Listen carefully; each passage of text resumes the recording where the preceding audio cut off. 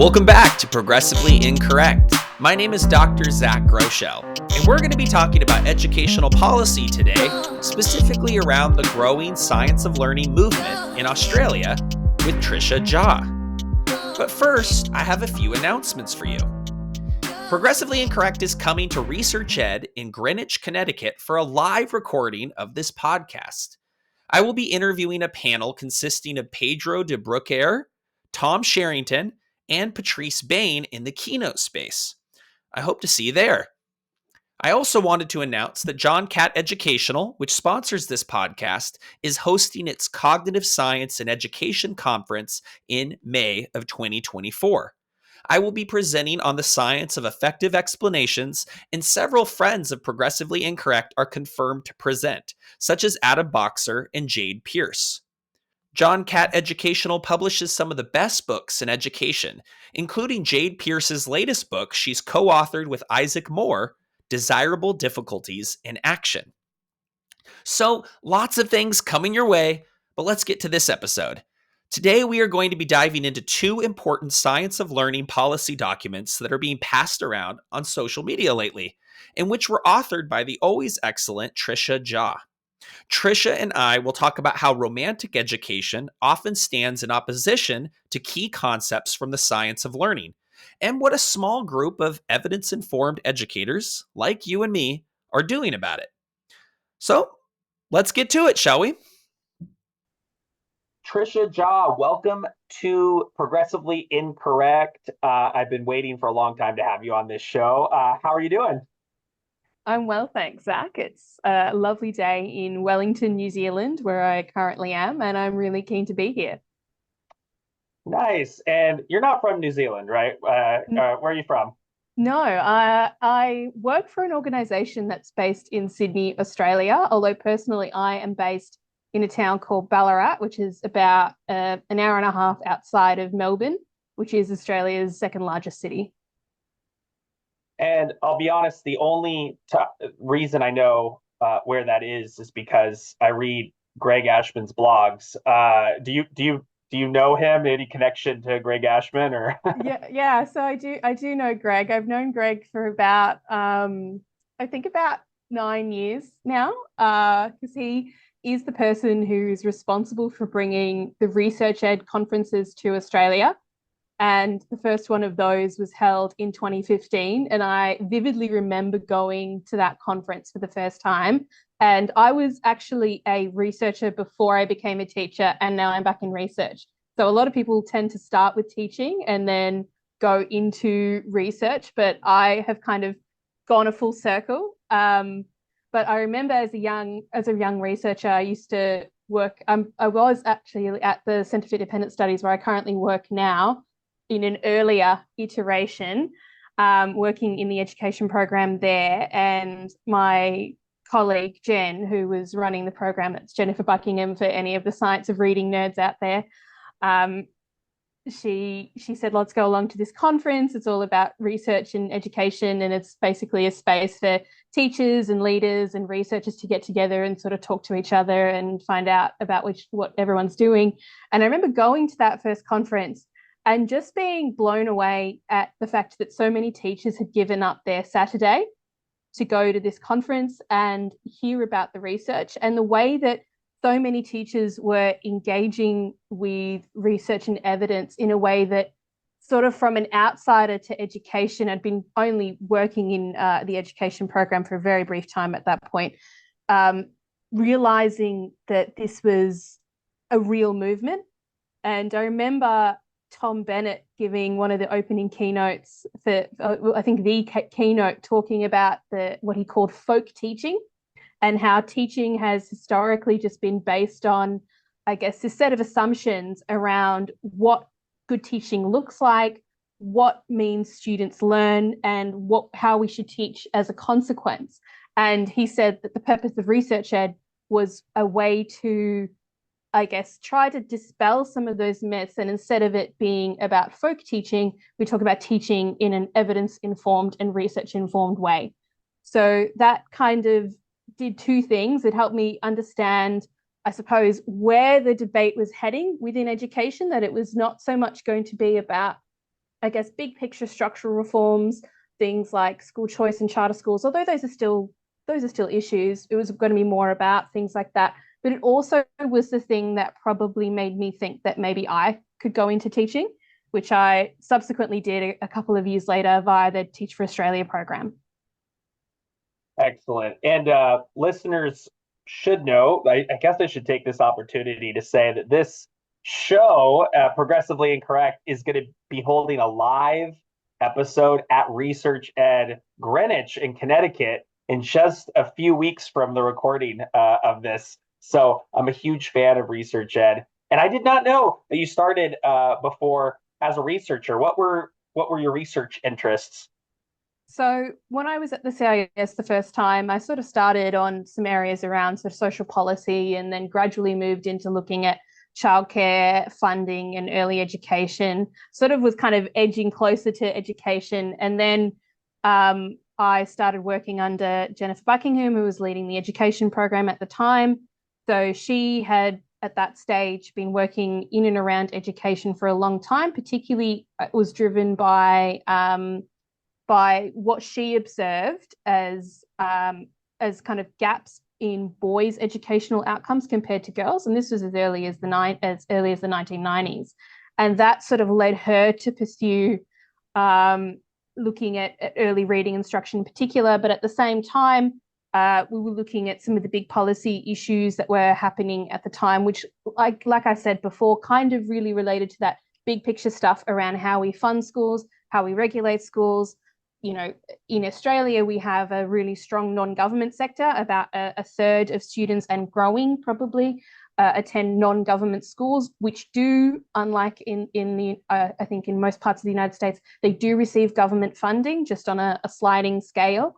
So there's a lot of debate and argument around exactly how much funding these schools should get. So should schools get funding or students get funding? A lot of these sorts of discussions. And so that was kind of what we were looking at. And we were looking as well at the success of at the charter school movement in the US as providing an option for I guess boosting the quality of public education, in a way that's accessible for all students.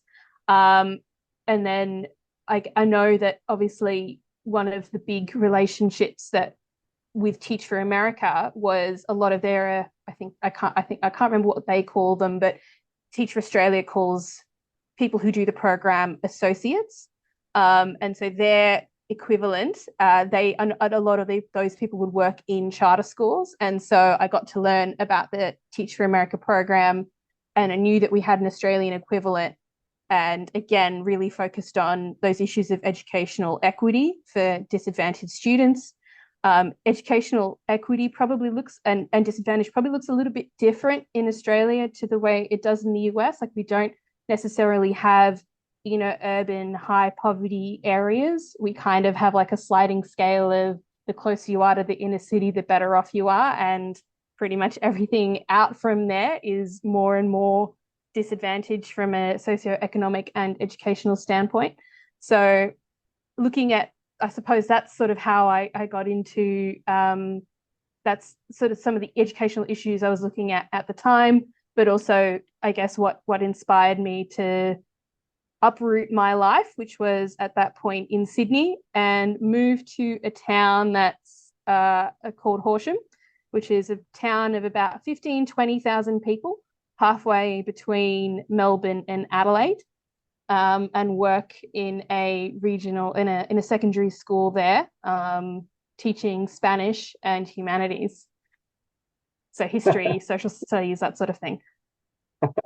And so you're teaching there. I'm curious because we're about to talk about a couple of papers that do, after analyzing sort of the origins of progressive education and talking about sort of the model of the mind, they do sort of conclude that explicit forms of instruction are much more effective, equitable, efficient, and so on. When you first started teaching, did you come across that immediately, or were you like me and kind of dabbling in the inquiry arts at the beginning? So because I already had that research background, I think I had a very different experience of the first couple of years of teaching to a lot of people, what I would say is that I kind of came along, particularly the tertiary aspect of the teacher training that I was doing through the university partner that Teach for Australia worked with, that a lot of that, as no doubt is the case in the US, a lot of the initial teacher training degree programs are very inquiry learning, progressive education, things like that. But because of my research background, because I'd worked with Jen, had known Greg, we had been reading his work and was familiar with those sorts of methods, I was sort of already skeptical. And because I was already research literate in a way that a lot of perhaps some of my peers weren't, because they didn't have that background, I think I was able to be a bit provocative and ask questions, and generally ended up being a bit of a pain in the backside for a lot of the people that I sort of worked with, I think. And so I kind of, at least in a university context, was already sort of skeptical. I think for me, the biggest thing was trying to understand how I could implement those practices in my classroom in a context where I was really going to be the lone wolf, and particularly in a subject specific way as well, because although I taught a couple of subjects of humanities and history, my main subject that where I was investing a lot of time, there had been secondary schools in Australia from year 7 to 12. There had been a Spanish teacher who had developed a Spanish program from scratch for year 7 and 8. I came in and was taking a group of students from year 9. And then the 3 years I was there, I was writing fresh curriculum for year 9, year 10, and year 11. And so my understanding of what the research said and what the evidence said almost made my life harder, because I knew that there was a right way to teach, or a better way to teach. And I was trying to both get across that, but also try to find a way to cope in the classroom when I had to write all of this new curriculum from scratch. And so in some ways, maybe it would have been easier to kind of go along with the sort of inquiry, progressive methods. But yeah, it was something where it was definitely a little bit of trial and error. I think I was helped by the fact that the school is not what I think was not what you'd call like a massive science of learning school, but they did have a broad teaching model, which was fairly explicit. And so no one would come along and tell you that you were teaching wrong if you used more explicit methods, but it definitely, and so in that sense, you were kind of free to do what you wanted. But again, one of the key things, particularly that I found in the research that we will talk about shortly, is that whole school approaches are really important to building up teachers' capacity with explicit teaching, and really important to giving teachers a sense of what things look like in practice, and doing that in a subject-specific way as well. So those are some of the issues that I confronted. But when I took a little bit of a break from teaching, I was able to kind of get across some of that stuff a little bit more.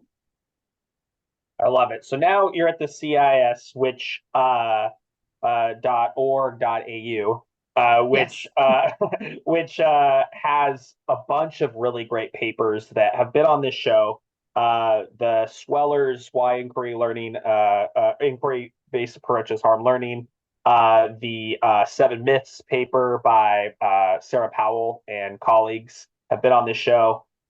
So we got two. I'm crazy. The 2 papers kind of just came all at once. It seemed like Twitter couldn't even handle it. That you authored.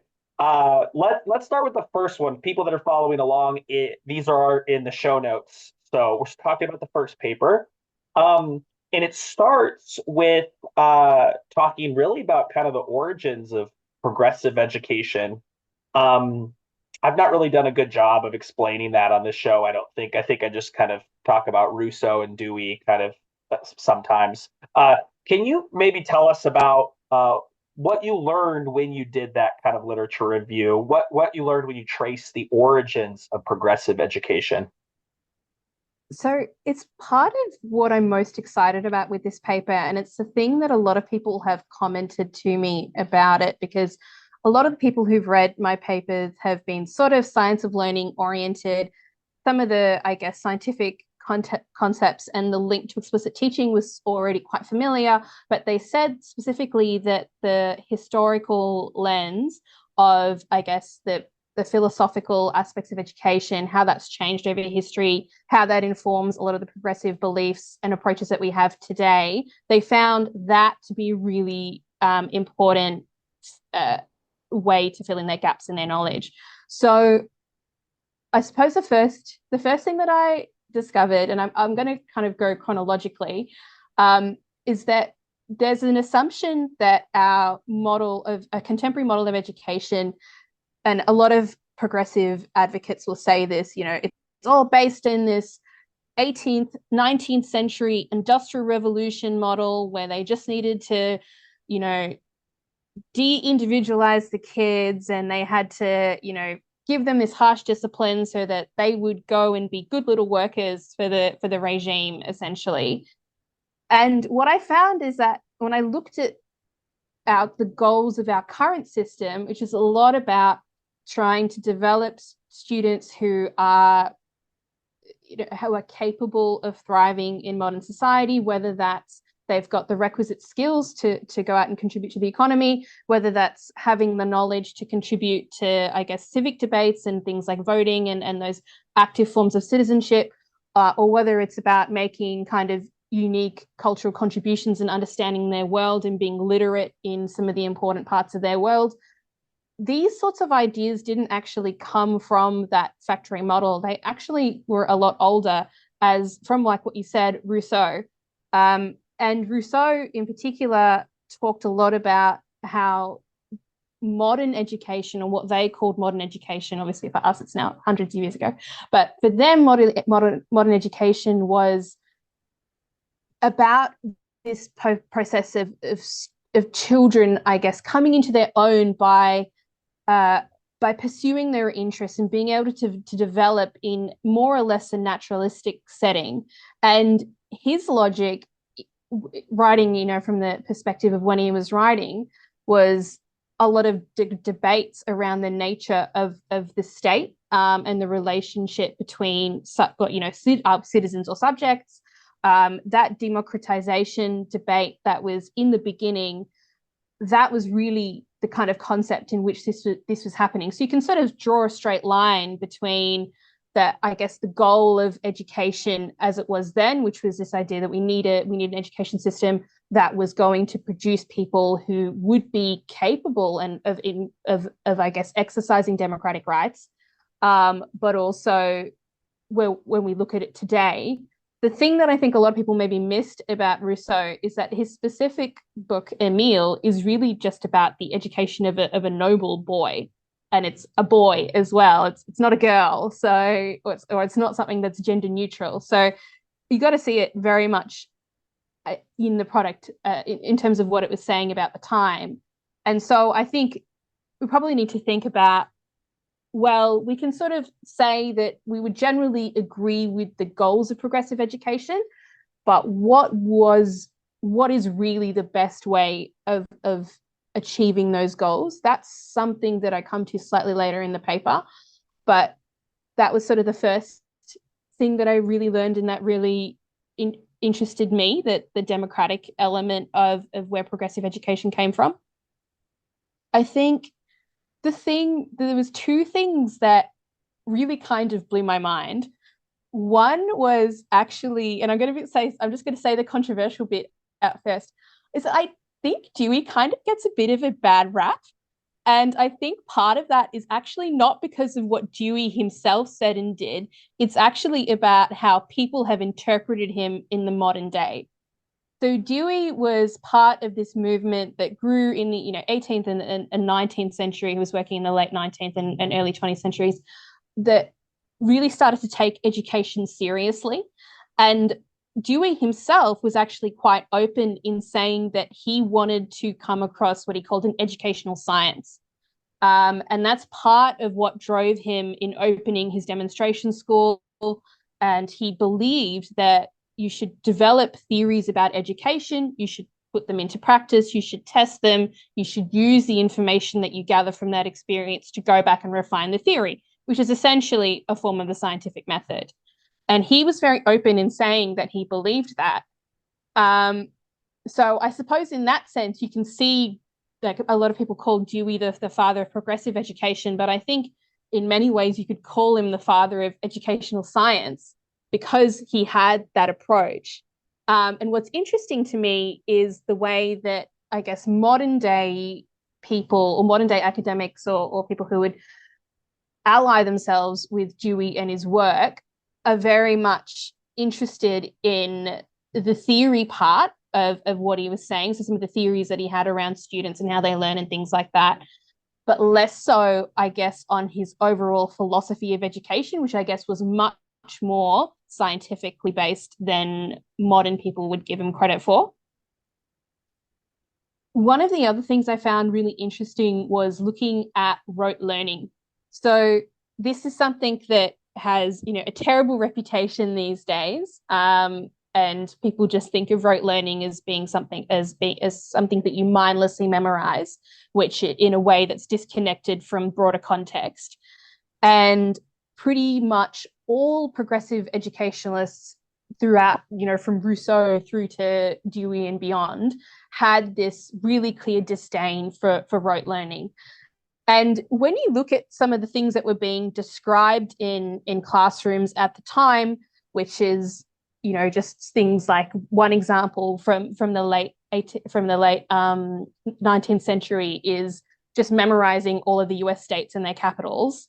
I mean, I personally think that that's kind of important, just from being an engaged citizen's perspective. But I suppose they thought of it in this way of mindlessly memorizing. A lot of that stuff was not done because they necessarily thought that the content or the information was important in and of itself. There's lots of other examples of rote learning of information that we would not necessarily see as perhaps being that important. But there was a theory at the time that was called formal discipline, which was this idea that if you basically practice memorizing lots of stuff, then your brain would be trained to more easily memorize lots of stuff. And so if you practice memorizing poems or lists of, states and their capitals and things like that, then you would be able to apply that transferable skill to something else.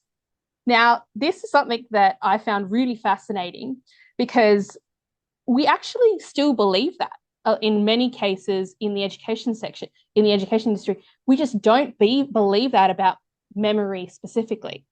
We have this view that there are such things as transferable skills, that if you just learn how to learn or learn how to implement the skill, this generic strategy, we call it critical thinking maybe, or problem solving, that if we learn those things, then those things will be transferable across domains, regardless of whether the actual thing you're focusing on is educationally important or not. So that was one of those things that I found really fascinating, because sometimes some of the things that you and I believe in and discuss, Zach, are sort of parodied as being just about mindless rote learning. But it was actually mindless rote learning to the extent that it had a point in the past. It was kind of accidental. And in actual fact, the reason why people pursued it through this formal discipline theory was actually wrong for the same reasons that today you and I would say that constructivist, inquiry, problem-based, whatever you want to call them, learning is wrong today. So I found that really interesting.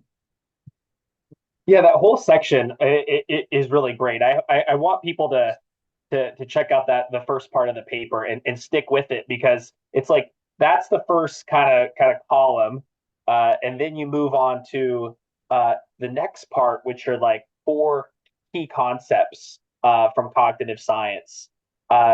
So I'm curious how you came to those 4 key concepts and what they are. I think all 4 of them have been discussed at some point in time on the show, but if people are just tuning in for the first time, they may not know this at all. So how do you take us through those four key concepts one at a time from your paper about cognitive science. Sure. So I guess I'll start by saying that the section that we're talking about is by nature going to be simplified, and it's obviously going to be incomplete from the perspective that there are lots of different things from cognitive science and of educational psychology that could potentially bear on how we teach. The focus here was on I think the things that are bedrock understanding of how people learn, that I think if you know them and you let them inform your teaching, you've got the most capacity to have impact on student outcomes. So that's the reason why we focused on those things. The sort of secondary reason was that in Australia, there's a bit of a debate, probably not quite a debate, but there is a movement towards, I guess, regulating some of the content of initial teacher education more closely. Specifically, there's a paper, a report called Strong Beginnings Report, which recommends that governments mandate 4 areas of core content. The first 2 of those areas are the brain and learning and effective pedagogical practices. And so the scientific basis that kind of underpins that brain and learning section is, again, some of the stuff that I'm talking about in this paper, as well as some of the work that's being done by other research organizations in Australia. So it's about trying to look at the things that where there's the biggest amount of research and policy consensus that these things can make an impact on student learning. So the 4 concepts, I'll start with the first one, which is basically it's David C. Geary's model of human cognitive architecture, which divides learning into biologically primary knowledge and biologically secondary knowledge. So the reason why the 2 are distinct is because it means, like, biologically secondary knowledge, because it's acquired in a different way, it should be taught in a different way to biologically primary knowledge. So the way that he describes it is biologically primary knowledge is essentially things that human beings have evolved naturally to do through it being necessary for human survival. So working and conveying, working with others, so basic social relations are part of what we need to survive. Same things like, I guess, oral communication, so oral language, so listening and speaking, and I guess that also how we kind of convey and interpret emotions. So some of those things which are kind of crucial to human beings relating to each other and surviving, those things are generally natural. Because they're natural, they are easier, and we are more likely to kind of gravitate towards them and therefore be more interested in them. So it's not really surprising that, for instance, if we survey students about what kind of learning techniques or teaching techniques they find the most efficient, they will say things that enable them to interact socially or to talk to each other or learn in a quote unquote interactive sort of way. So if we think about it from the perspective of what evolution has sort of primed us to do and to like, that makes perfect sense. But Geary's argument is that the majority of, because these things are biologically primary parts of knowledge, we are already primed to be able to do them well. And so therefore they don't actually need to be explicitly taught. Whereas biologically secondary knowledge is everything else that we know or what we need to know to survive in the society that we're in. Now, obviously, depending on what society you're in, that biologically secondary knowledge is going to look very different. But from the standpoint of, I guess, the modern Western 21st century world, we would be thinking like pretty much anything that you need to be taught either formally or informally would come under that. And in that, you've basically got the entirety of what schools are for and the education sector is for in general, because that's what it is totally, the purpose of it is completely to prepare people to live and work in our society. So because of the fact that it's something that we are not naturally able to do, it feels more effortful compared to biologically primary knowledge and interactions which we kind of gravitate towards naturally. And it also means that it needs to be explicitly taught. So it seems like it is a really kind of complex, I guess, distinction. But I think if we kind of get to a really simple difference, would be the difference between being fluent in and understanding your native language. So we learn language, at least oral and oral language, fairly effortlessly, whereas reading and writing in that language is something that needs to be taught explicitly.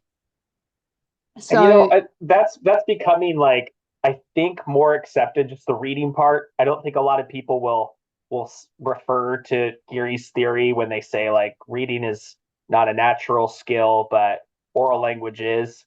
And I will say this again and again until the science of math catches up. People do not apply that to math at all. For some reason, they don't see that, like, basic counting, like being able to, count a couple of things on a table, that's seen across all societies and it's universal. But anything more than 8 or 10, or talking about, counting, doing complex multiplication, addition, and algebra, all those things are biologically secondary. That just doesn't seem to be in the conversation right now, and it kind of bothers me. That's right. And if you explain it to people, I think it intuitively makes sense. Like, for instance, let's take the and I'm by far from a maths expert, but let's take the measurement property of length. I mean, if you look at two things where something is 10 meters long and the other is 15 meters long, like, everyone can identify which one is longer than the other, which one is shorter than the other. But obviously, once you are starting to come to where there's not a 50% difference between the two, like quantities that are much less easy to distinguish, then being able to describe that in formal mathematical terms becomes a lot more difficult. And so if you explain to people in that sense, I think it kind of starts to click. But again, it's the fact is that we talk about a lot of complex mathematics in school, and we expect students to get across a lot of mathematics that is quite complicated. And we would want to teach that in a way that is explicit. The other thing, I guess, is that curse of knowledge element, which probably goes some way to describing the sort of reluctance that you're seeing. I mean, for people who can speak a language and read in English more or less effortlessly, they kind of underestimate how difficult it actually can be to learn these things when it sort of comes naturally to you. Same thing. I mean, same thing with mathematics. So I think if once you kind of illustrate with those examples, people start to get it, I think, but perhaps not as often and maybe not as quickly as we might like. Let's roll on to number 2. By the way, the first one is, for some people, controversial. I don't know. The evolutionary science stuff seems to bother some people, but let's move forward past it, because I think you described it perfectly. Key concept number 2. Yeah, so this is kind of flows naturally from the first one, I think. But it's basically this idea that knowledge and skills are domain specific and not transferable. And this is, again, goes back to what we were talking about earlier with formal discipline and things like that. It's basically this assumption that we have ways of, I guess, trying to solve problems in front of us, which are what we call means end analysis, or random generate and test, where we might look at a problem in front of us and we might just try something that gets us towards that solution. And if it gets us closer, then we go, great, we might try it again. And we're trying to get close to this end goal of solving this problem. And if, on the other hand, if the thing that we try makes the situation worse, then we'll try and go back and try something else. Of course, if you're trying to solve something where you don't really understand much about the problem, then you're going to really struggle to do that. Now, you can sort of see this when you give kids like worded maths problems that rely on that are based on an underlying mathematical understanding that is too complex for them. So the one that I think ones that I remember from my own childhood is like that problem where it's like you've got this many insects and between it's you've got a group of insects. There's two different types of insects. Oh no, it's insects and spiders. So it's like an X number of these creatures have 6 legs, X number of these creatures have 8 legs, and then you're trying to figure out what the balance is between the insects and the spiders. And you're given a certain amount of information, and essentially you're kind of told this is the final amount. So how many of each do you have if you have this many legs in total? And so if you don't understand the underlying mathematics as to how to solve that problem, you're sort of going, well, I guess I'm just going to guess that it's this many insects, which would mean that it's that many times 6 legs, and it's that many spiders, which would mean this many times 8 legs. Does this total figure give me the answer in the problem? Yes or no? That's an example of, I guess, random generate and test. And so you can see how in that situation, that random generate and test, it's a solution, but is not the most efficient or effective way of solving the problem. And so there's not really any way of doing kind of generic critical thinking or problem solving in a subject that can be divorced from, or at least no way of doing it effectively, I should say, that can be divorced from deep domain knowledge in that subject. So pretty much everyone will agree that there's that assumption that there is such a way as learning how to learn that can just rely on the basic application of that, I guess, biologically primary skill of random generate and test or means end analysis is not correct when it comes to how you would apply that to the more complex domains of knowledge that we see in the modern world. And we see lots of teachers who will say that, well, I mean, I'm an instructional coach, so I have all types of conversations, but they'll say that really what I want them to come away with is the ability to think, or the ability to solve problems. And so that it just becomes so obvious, though, when you actually get them to use the content that they're expected to teach, and you just try to compel them to persist and use these. They might say, you apply that growth mindset that we've been talking about, or apply, some sort of grit, or persevere through it. And the students who know how to solve the problem just whiz through it. It's effortless. And the kids who don't are randomly putting things on a piece of paper, or it's expressing itself in a different way. They're breaking their pencil. They're spacing out. It just seems so obvious to me, but I don't know what. I was told a different story, and I thought, I guess I just thought you could get around it. Like there was a shortcut. You could teach something that was more general. And I think it's interesting as well, because if you explain it to people in using a maths way, using a mathematics frame where everyone sort of accepts there's a right answer and there's a wrong answer, and you can sort of say that getting to the right answer, there's going to be a more efficient way of doing that and a less efficient way of doing that. You give them another domain though and say history. It's like, oh, but surely there's a way of just being able to do critical thinking and critical analysis of in a history context in a way that's transferable. And again, I would say no. And I forget.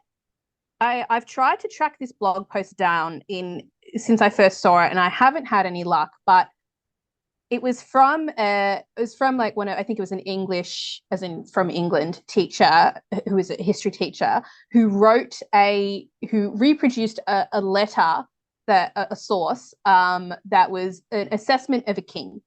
And I think it was some English king or some like random Middle Ages king from the continent. Either way, it's a historical period I knew nothing about. And I'm I'm trained in history. I'm trained in history teaching.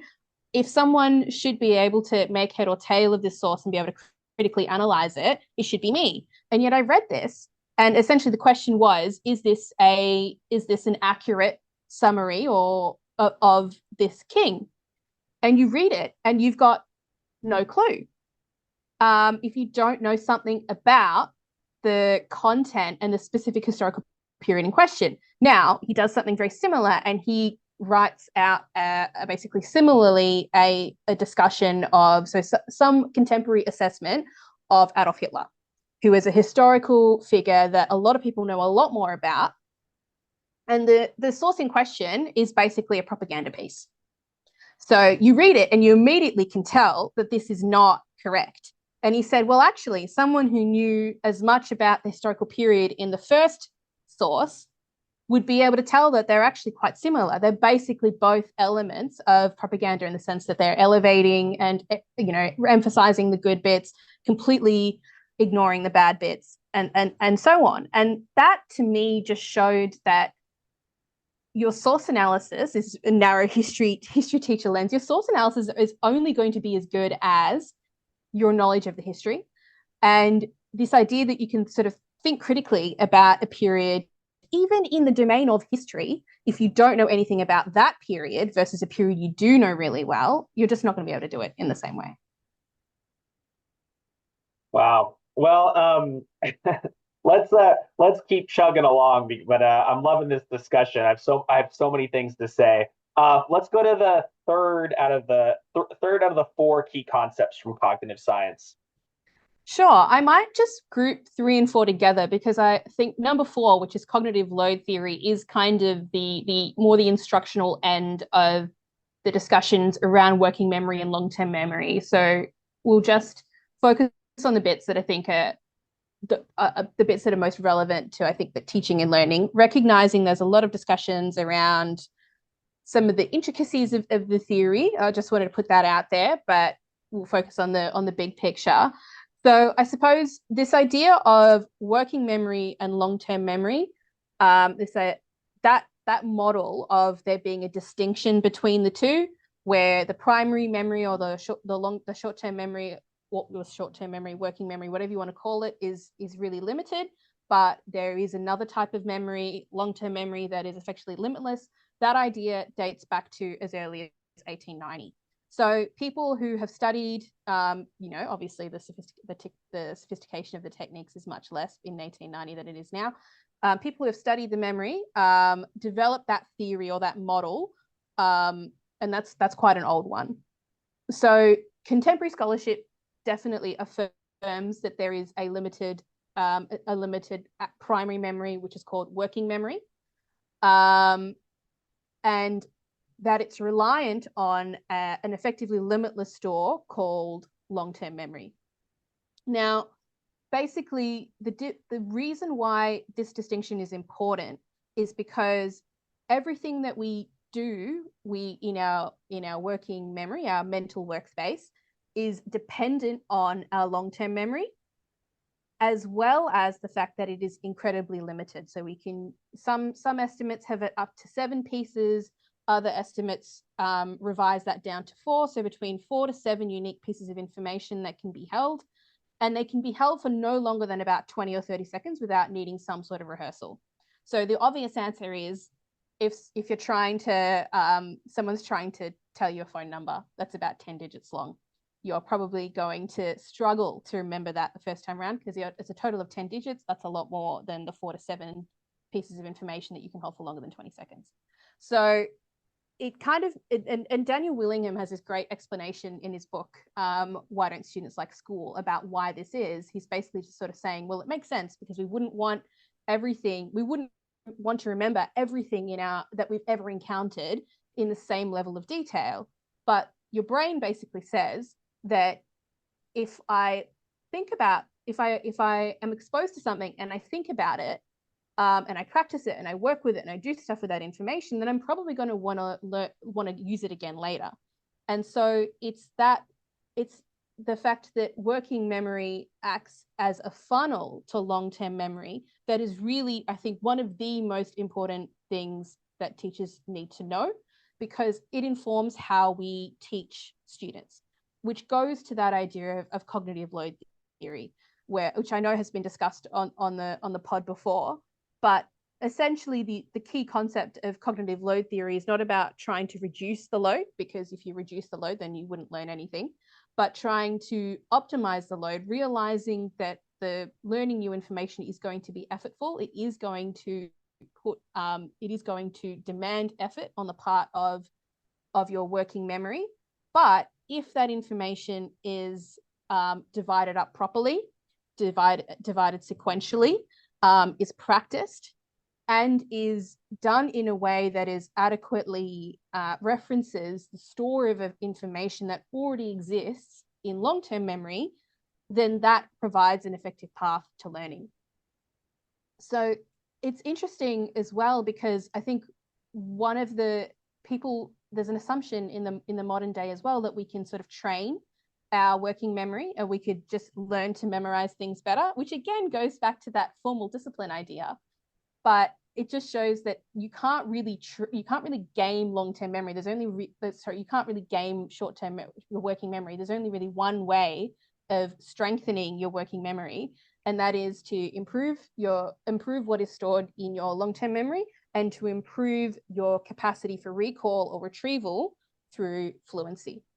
So for teachers, that means we need to think really hard about not just how we organize concepts within a lesson. And I think this is the part around explicit instruction that people sometimes miss a little bit. It's not just about how we talk about it in the context of a lesson. It's also about what we're teaching over a cumulative time in school. And so it's not just about designing what I'm teaching in Year 8 history, about medieval Europe, or just to use an example that's in the Australian curriculum. It's about thinking, well, what do students already know, for instance, about royalty? Or what do they know about how people lived, about history, about villages and things like that? How have they learned about that before they get to Year 8, and how is that going to influence how I teach the Middle Ages or medieval Europe? Yeah, it's crazy though. I've taught this mental model to a lot of different teachers, and I've done it in with different metaphors. I've used a wine bottle as the as a bottleneck for working memory, and so on. I use like a highlighter for attention, but anyway, what really makes me feel like I actually got this thing across is when someone asks a question at the PD and they say, so we have this curriculum and it has so much in it, and I'm just trying to cover it all. And all of a sudden it tells me that I need to start with this big old investigation. and I give the investigation and the students are immediately overwhelmed. And I realize there's no time for anything. This took up a lot of time, and I just have to get on through it. And they're just realizing, like, what's wrong here? And I'm like, it's because the people who gave you this, who made these materials, the people that created this whole system didn't even do it with reference to working memory and long-term memory at all. Is basically the answer. And that's it's so interesting, because although the specifics around cognitive load theory are much newer, obviously John Sweller and his work, he was working, I think at least in the 1980s. I think there's two things here. One is that there's been a reluctance on the part of education academics to borrow from or lean too heavily on the sciences, particularly the cognitive science and the educational psychology, even though that has really direct implications for how students learn. But also, I think you would say that there's generally academics like to sort of stay in their lane, and they don't like to step too far out of trying to draw, I guess, instructional implications from their teaching, so that there's not from their academic work. So there's that maybe lack of a translational educational science there, where the scientists are talking to the educators, and vice versa. But it's one of those things where if you look at the curriculum, and I think you would say this in pretty much every country, we would describe it as like a mile wide and an inch deep. And this then puts a lot of onus onto teachers and schools to then take these high-level curriculum points, which can be really quite vague, and try to figure out how to implement that into a teaching and learning program that builds sequentially and cumulatively over time. When you then consider the fact that in the US context, you have your elementary, middle, and high school, and you may not have the schools talking to each other. In our context, we've got primary and secondary. And then you've got a lot of differences within the teaching staff, teacher turnover, all sorts of issues. You're thinking, this seems so difficult. And yet, when we talk about curriculum reform, we're really kind of talking about we need to put this thing in, we need to put that thing in, we need to take this thing out. We're not really talking about curriculum as being a cumulative piece that all schools really require.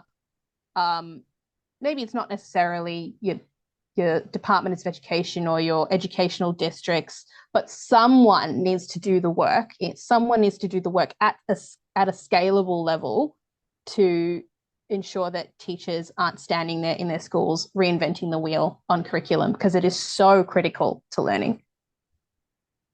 And you brought up earlier whole school approaches, and now we're talking about curriculum maybe not being something that individuals design on their own. And these are things that on Twitter we have I think we've agreed with, and a lot of people have piled on us because I think teachers have been told a lie that they should be instructional designers, they should be creating curriculum, and that really they should be on left to do it on their own and not have to work as a team with others. Maybe give me some of your thoughts on those things. So it's really interesting because, and I think there's actually a historical sort of answer to this as well. Because if we looked at the sort of progressive educationalists that we were talking about earlier, especially those kind of rock star people like Dewey, at that time, what's being positioned as good education is being responsive to the students in front of you. If you think about it in the sense of Dewey having that scientific element of what he's trying to do. And that's true to a point. And when you're looking at Dewey in his context, you're saying, of course, there's a lot to learn about how students learn. There's lots of different ways of doing these things. It makes sense to invest the time in trying to figure out a bit of trial and error as to how to get things right. But in the 100 years since Dewey, we've actually narrowed the scope significantly as to how people should teach, that there are better ways to teach and there are less effective ways to teach. And we can do that as I think there's been much more of a consensus now about what schools should do, which is, again, that realizing that progressive vision that we discussed earlier.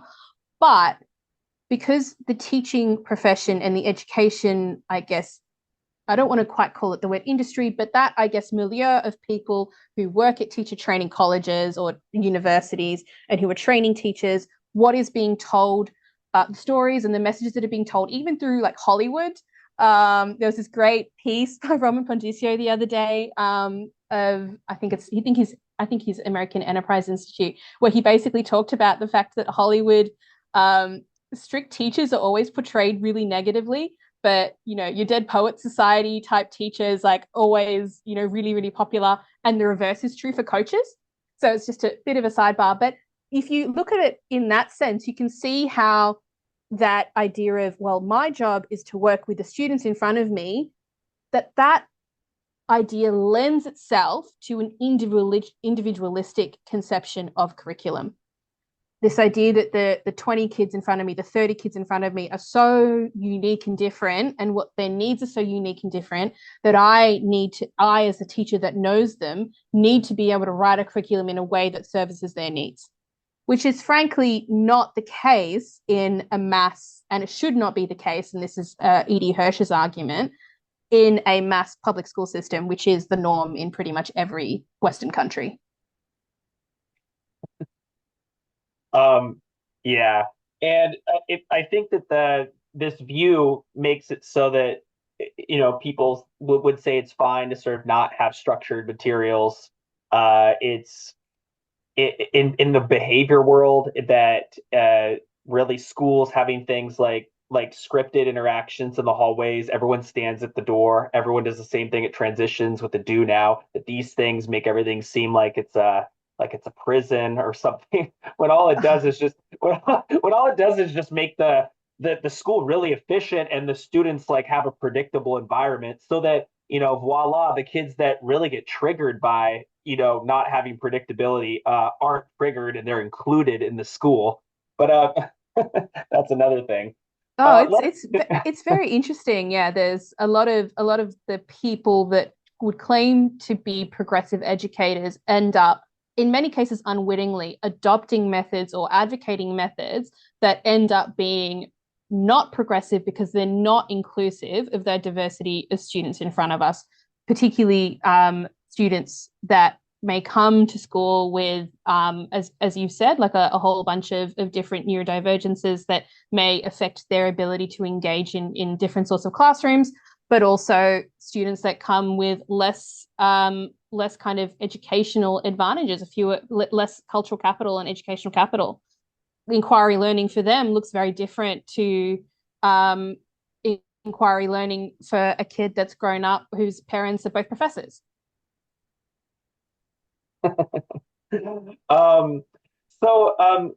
You've shown us sort of like this sort of origins of progressive education, and you've talked through four key concepts from cognitive science, and then you go into sort of implications for practice and policy, remembering that a lot of this audience is American.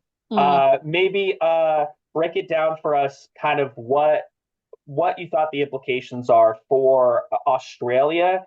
And from what from what I know of Australia, maybe we can kind of bridge the gap and see some of the similarities that we have over here in this country.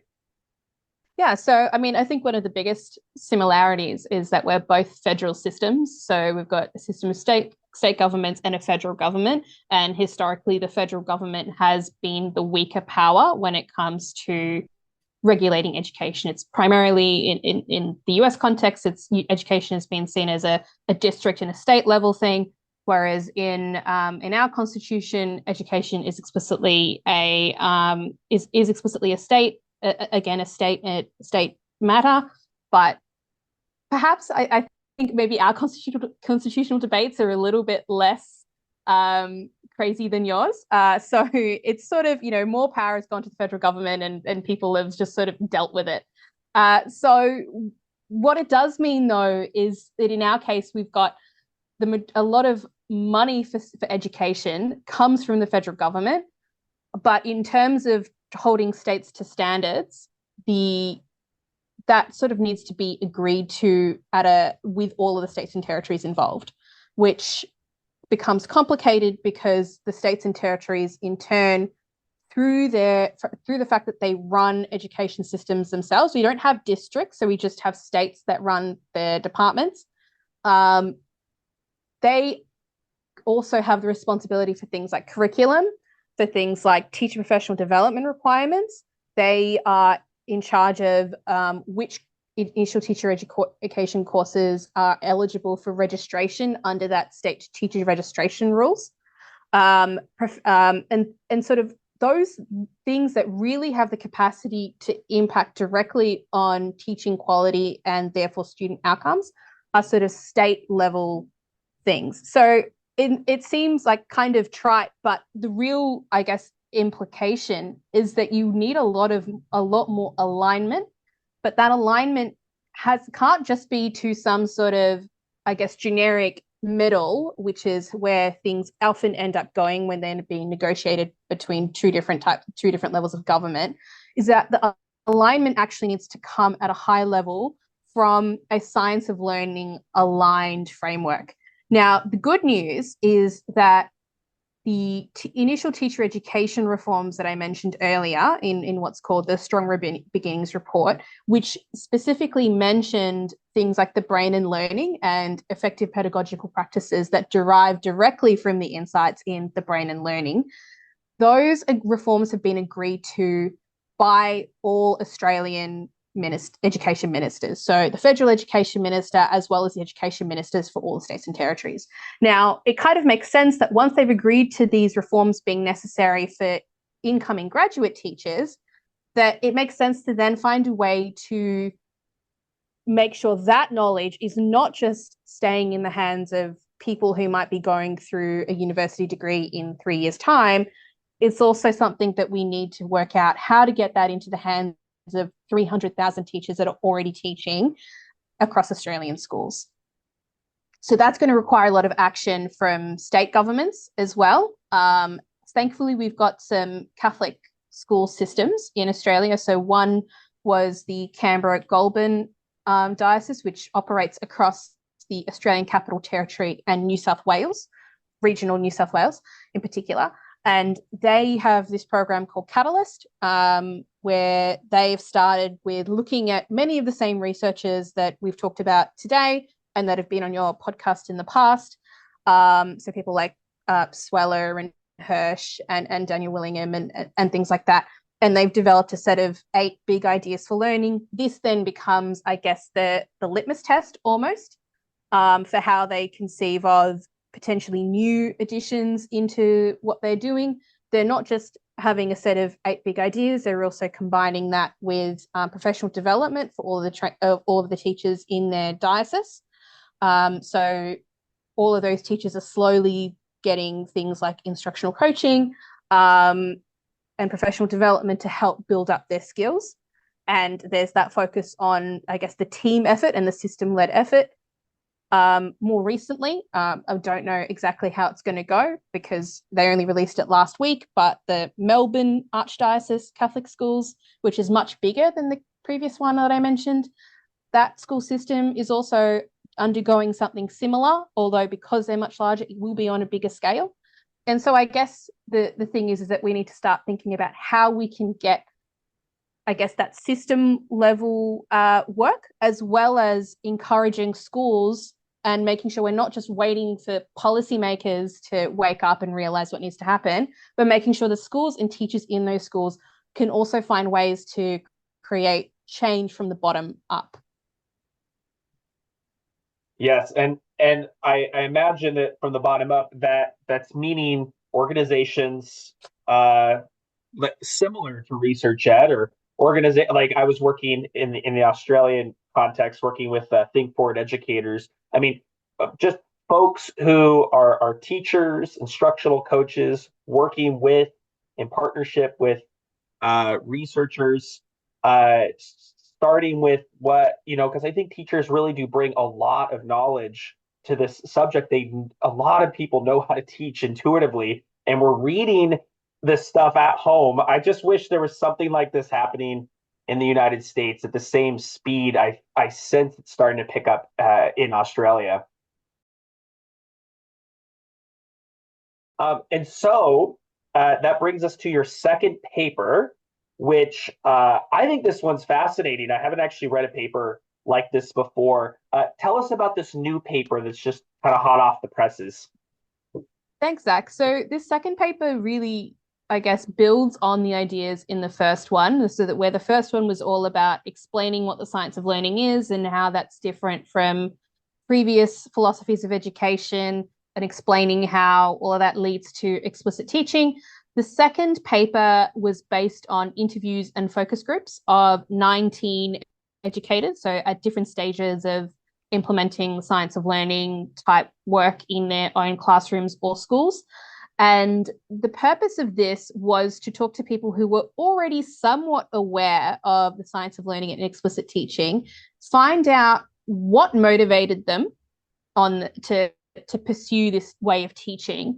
What were the barriers that they experienced, particularly from a policy level, or sometimes it was also from peer teachers, and what enabled them to, I guess, move forward on their science of learning journey and, I guess, change their practice. And so thinking about Think Forward educators and some of the, I guess, informal networks that have sprung up, that grassroots movement, what we found is that the people that had already, again, it's obviously a specific subset of people because they were people who were already interested in science of learning type models of teaching. They were really motivated to try and find a way of teaching that worked for all students, particularly students that they could see were not making the kind of progress that they needed to. But when they went looking for solutions, they sort of stumbled upon the science of learning and explicit teaching by accident. Now, for a lot of people, their main way of building up knowledge became things like conferences, like Research Ed, networks, or like teacher networks like Think Forward Educators, Facebook groups. So a lot of the people talked about, particularly people who are in the primary context, would talk about like science of reading in schools or the Reading League in the US.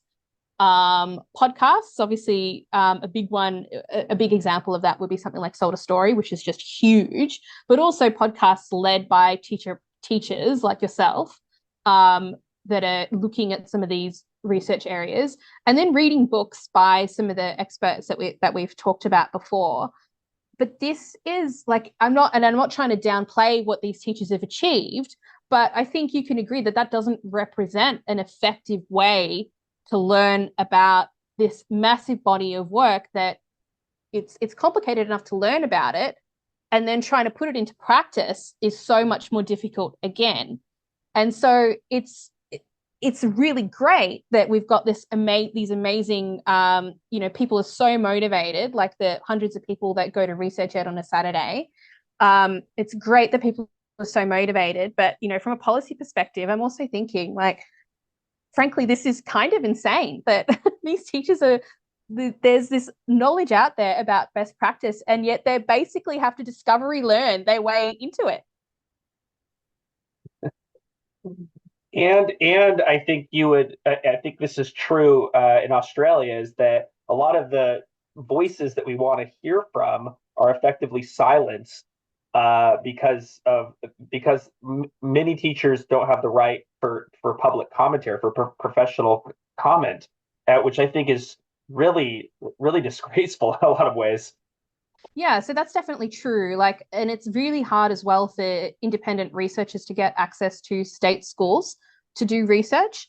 And that could be researchers from university, or other researchers that might come from a think tank, or some other people, to gain access to schools to actually talk to people in the schools or make observations and write academic studies. On the other hand, and this is me being a little bit cynical, when the Department of Education wants to basically pay a Big Four consulting firm lots and lots of money to do an evaluation of one of their programs, those consultants essentially have free reign in whatever school, because the department has given them a tick of approval, and yet other people will find it really hard to access this.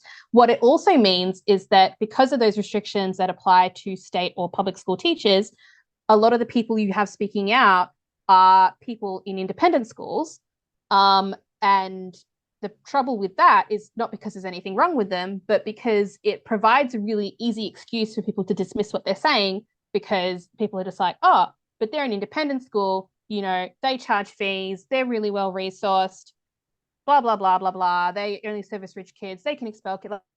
The list is as long as your arm as to why what they're saying is somehow not relevant to education at large. So I think that's why a lot of people will try to do things anonymously, or they'll have to be really careful in terms of how they interact with their state, the local cluster of schools and the local, bureaucratic representative.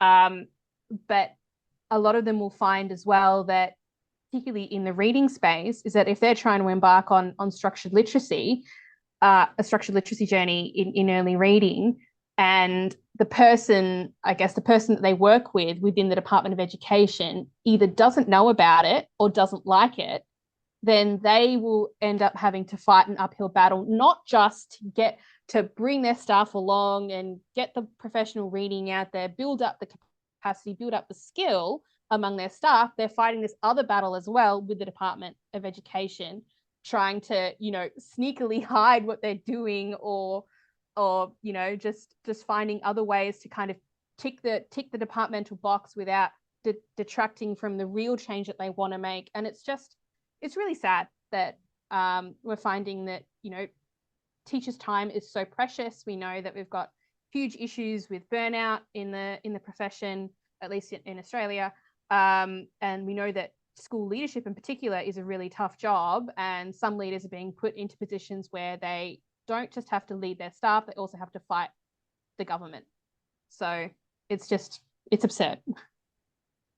A lot of this is absurd. Like the fact that it's 8:10 p.m. right now for me, and I'm talking about I'm talking about education policy, and I can't I can't wait to see actually what you're able to do with this with with all these papers you're putting out. This role is relatively new for you.